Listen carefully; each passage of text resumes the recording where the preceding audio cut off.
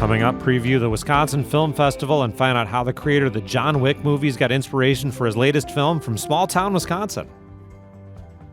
You always drive by that one like yarn barn or antique store and you're like, how is that still in business? And you always wonder if there's some kind of illicit kind of criminal empire. That's next here on WPR News.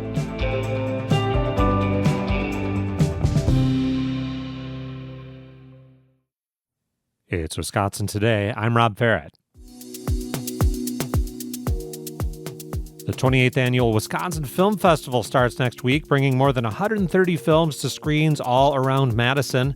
That includes a screening of Wisconsin-born screenwriter Derek Kolstad's new movie, Normal, starring Bob Odenkirk, and Kolstad himself will be there for a Q&A after the movie. Normal is about an interim sheriff in the small Midwestern town of Normal, Minnesota. Like a lot of small towns, it's half abandoned. The other half is nice, though. People seem friendly enough. They built themselves a real nice little setup here, considering how hard times are for most folks in the country right now. I don't know what their secret is, but I could do with a serving of it. Anyway, it's just for 8 weeks till they elect the new permanent lawman. My goal is to leave this town just the way I found it. Easier said than done. There is a big secret, and the sheriff finds out that the whole town is armed to the teeth. Originally from Madison, Kolstad is best known for creating the John Wick action series. I talked with him earlier this month about his journey from Wisconsin to Hollywood and setting action movies in the Midwest. Well, before we visit Normal, Minnesota, I want to hear about your journey from Madison, Wisconsin to being a big picture screenwriter. Well, to be honest, like when I was a little kid, I loved to read, and attached to the hip was movies. I'm 51, so I'm a child of the 80s.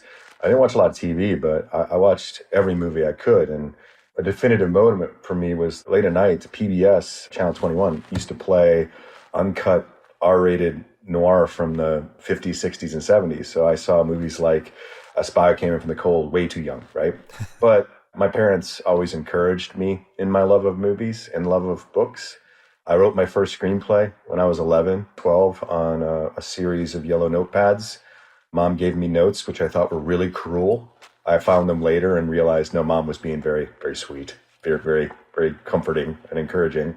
Well, I got to ask, what was that first screenplay about? You know, to be honest, at the time, I read a lot of Alistair MacLean. I love Tom Clancy. You know, when John Gardner took over for Ian Fleming with Bond. And so everything was, the way I describe it, it was dinner theater, you know, because it wasn't my voice. I don't really remember the story. It's always been an action thriller type thing. But that's the thing about writing is some people right out the gate find their voice, and it took me a while. Hollywood at the time was like going to Mars, you know, pre-internet. Even now, it's a long ways away. But I went to a family company after college, went to Chicago to work for Dale Carnegie, how to win friends and influence, people.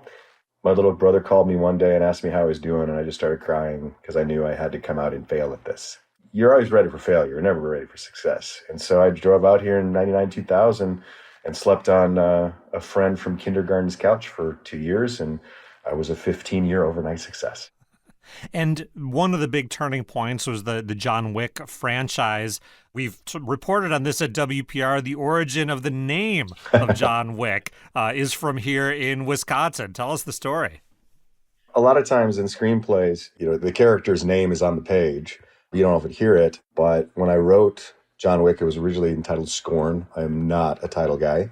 But I named I named the main character John Wick, and his wife was Helen Wick, and those are my grandparents who started Wick Building Systems out in Mazomanie, Wisconsin.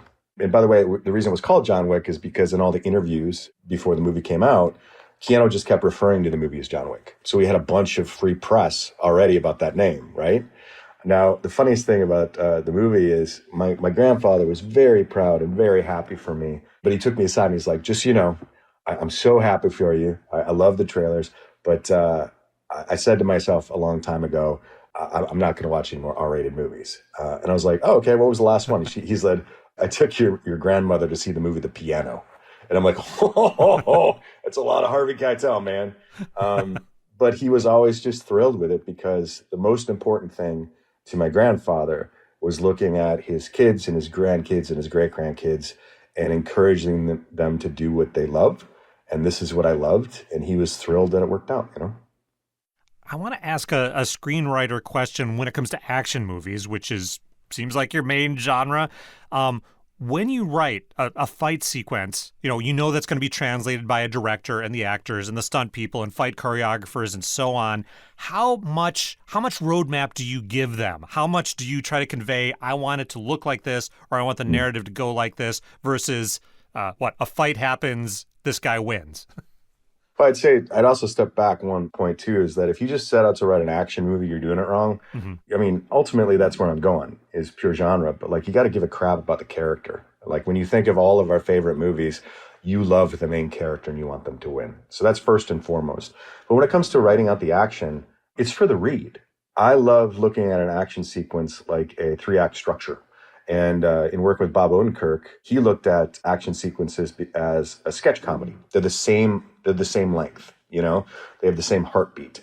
And so I'll often describe the first 1 to 5 moves or strikes or kills really detailed. But then the second act in the middle, I just kind of go, look, he's a whirling dervish of death and destruction. He gives as good as he gets, death by 1,000 cuts, just kind of things that you, in your mind's eye, you begin to just kind of sing along with. And then you end with that exclamation point. But by the time that first round is for the actors and for the director and for the executives. By the time it's real and it goes to the second unit and all the stunt crews and fight choreographers, they see the tone, the feel, the appeal, like all of what I'm trying to do there. And my thing, especially as I've moved into producing, is to tell them, dude, bring your A game, surprise me, let's have fun, because honestly, we're all iron sharpens iron, and at the end of the day, the best idea wins, But it does thrill me the number of times in a movie where something I've written on the page, action-wise, is there. That's the one I'm cackling at, Now, when I think of the original John Wick, I think of a lot of the fights happening in an urban setting. Well, now with Normal, and actually going back to Nobody 2, which takes place in Wisconsin, Normal is a small town in Minnesota. Bob Odenkirk, a Midwestern guy from Illinois, I think. What was it that made you want to bring action to us here in the Midwest? I love the movie Bad Day at Black Rock with Spencer Tracy. And so that's where the idea began. And then huge fan of Stepford Wives, and I loved Hot Fuzz. And just the idea of going back to even Rio Bravo and some of those Westerns from the 50s, just the whole idea that there was a secret and that you think one person is in on it, and only to realize that, no, everyone's in on it, that kind of thing. And so I actually wrote the first story, like a 12-page treatment, on the set of the first Nobody. We just kept talking about it over the years, and then it wasn't until one day where Bob called me after I sent over, like, hey, here's 3 blurbs of stuff I'm doing, one of which was Normal. He's like, that one. And we cracked the story together. I went off to write it. To be honest, what I love about growing up in Madison and traveling throughout the state and having family in Wisconsin Rapids and up in Superior is you always drive by that one like yarn barn or antique store and you're like, how is that still in business, right? And you always wonder if there's some kind of illicit kind of criminal empire behind the horn rimmed glasses of that old lady. You kind of situate your setting, Normal, in Minnesota in this case, with a common story in the Midwest. We hear the characters say, this is a struggling downtown. And in this case, maybe that makes some people willing to bend the rules to help it out. But it definitely had that feel of a Midwestern town. And I've talked to, mayors and locals in a lot of communities that are facing tough decisions because of the economic circumstances facing downtown. This isn't like a message movie necessarily, but you are telling an economic story about the Midwest. Why was that important for you to get in there? Because, that's where all of my family and my extended family is from and still is. When we visit them, or when they visit us, one of the things that they're always amazed by is you can do Grubhub, right? Because a lot of places where they live, like my Uncle Ken and his farm, it's like, do you want to go to that bar or pick up a hot now at the gas station, right?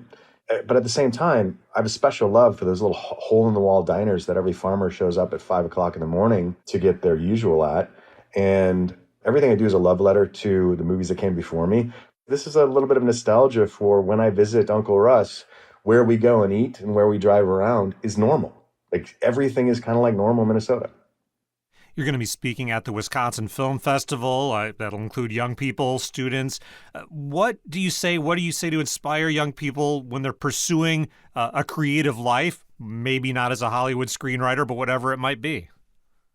Come the end of it, like, you do it because you love it. I mean, before this was a paying career, it was that thing that when my friends went out on a Friday night, I'd stay in and I'd write for 3 or 4 hours because it was important to me. I had stories to tell and I needed them on paper.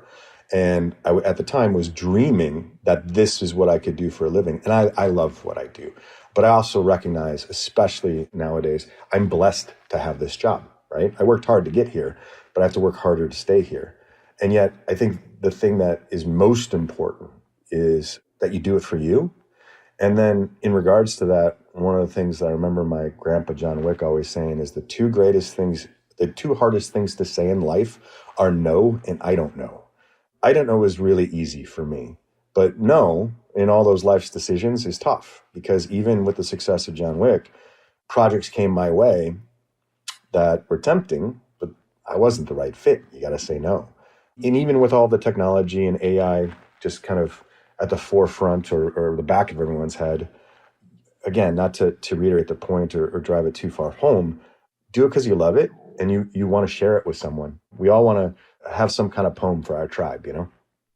Derek, we'll leave it there. Thanks again for joining us. Pleasure, man. Thank you so much.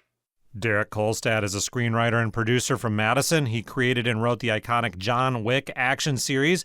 He'll be speaking at a screening of his new film, Normal, at the Wisconsin Film Festival on April 11th.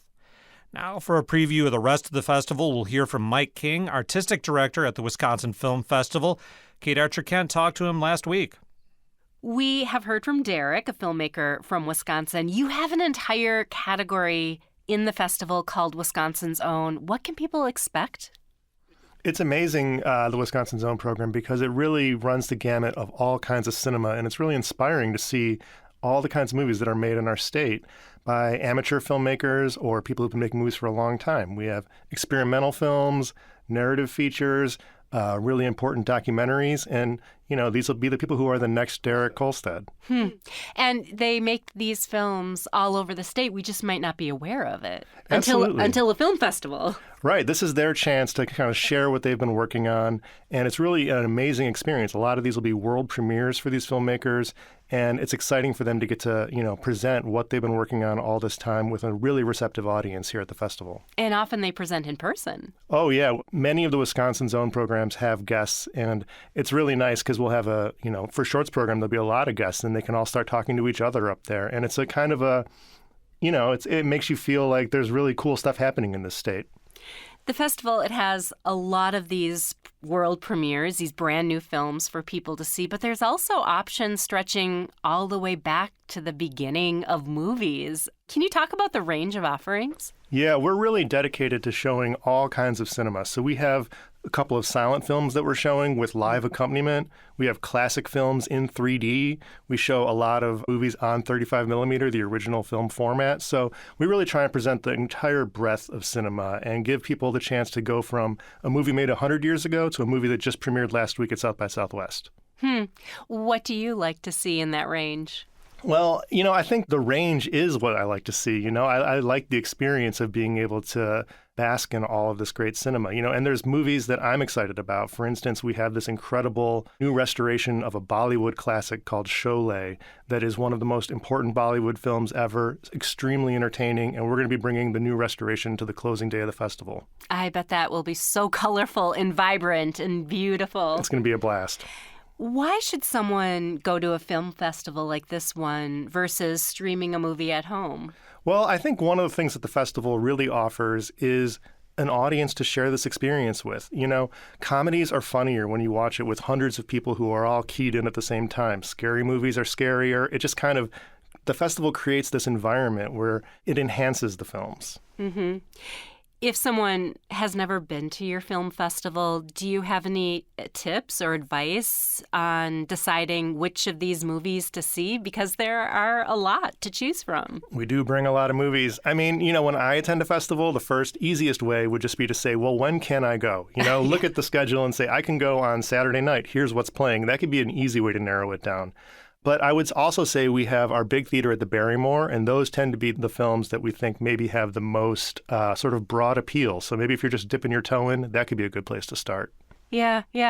At this point in the preparation, what does an artistic director do now that you have this whole lineup in place? Right. Yeah, I mean, honestly, my particular work really kind of getting the guide out feels almost like the main part of the festival to me. Putting this whole lineup together, getting all these guests to agree to come, assembling all the different components.